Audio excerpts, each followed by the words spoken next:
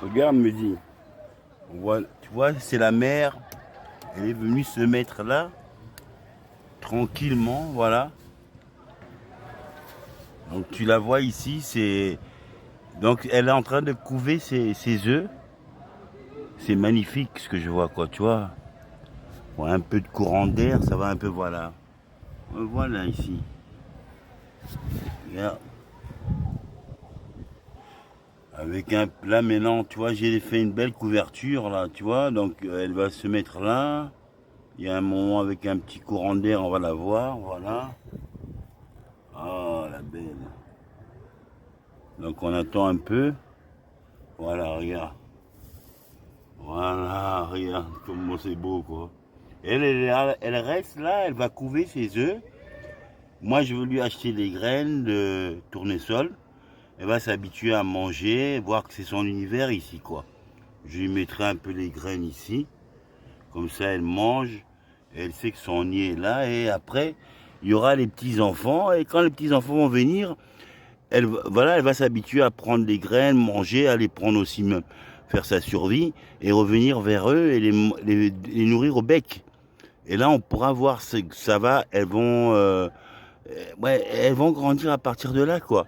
Et ça, j'ai mis, s'il pleut, bon, ça couvre un peu. Voilà, donc c'est bien fait, et que là, qu'est-ce que je pourrais encore faire pour... Ah ouais, ce que je pourrais faire, c'est que je vais renforcer la forêt ici, là. Et je vais renforcer avec des petits brindilles d'herbe, de branches d'arbres. Tac, tac, tac, je mets un peu. Et j'essaie un peu de faire pour comme c'était une entrée. Parce que les pigeons, ils aiment bien parfois qu'il y ait une entrée, quoi, hein. Donc je vais mettre assez de branches. Et je fais comme sa petite entrée pour la magnifique. Oh, magnifique, love, love, love, love, love, love, love, love. Nature, nature, nature des aigles, peace and love, you know. Aïe, aïe, aïe, aïe, aïe. Ah, quel bonheur d'apprécier ces moments avec un pigeon qui vient m'habiter, évidemment. Il n'y a que du bonheur pour voir ça, quoi. Oh, ça, c'est le padre et la madre.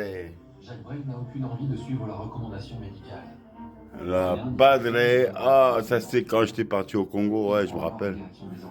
Avec le traveux, papa. Oh! Traverser l'Atlantique avec deux femmes qui n'avaient pas fait beaucoup de bateaux, il faut être honnête. Family Jackson. J'étais admiratif de ce courage, c'est presque inconscient. Après d'avoir enlevé 2000 poumons, je veux dire, c'est pas rien.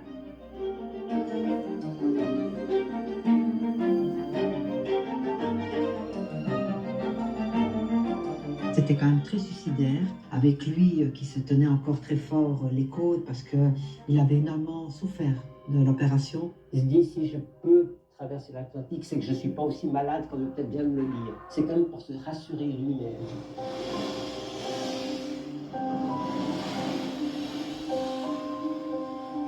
Personne ne savait où on était. On avait disparu de la circulation. Il n'y avait aucune protection. Je veux dire, quand il y avait des paquets de mer, il fallait se tenir à la barre. Et j'arrivais plus à ouvrir les yeux parce qu'il y a mes cils qui collaient avec le sel.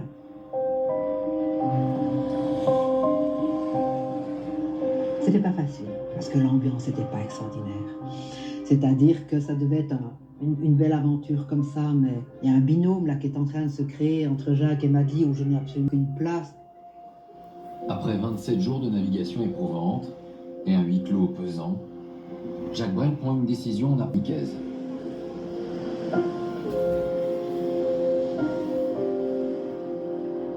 Mon père, en arrivant,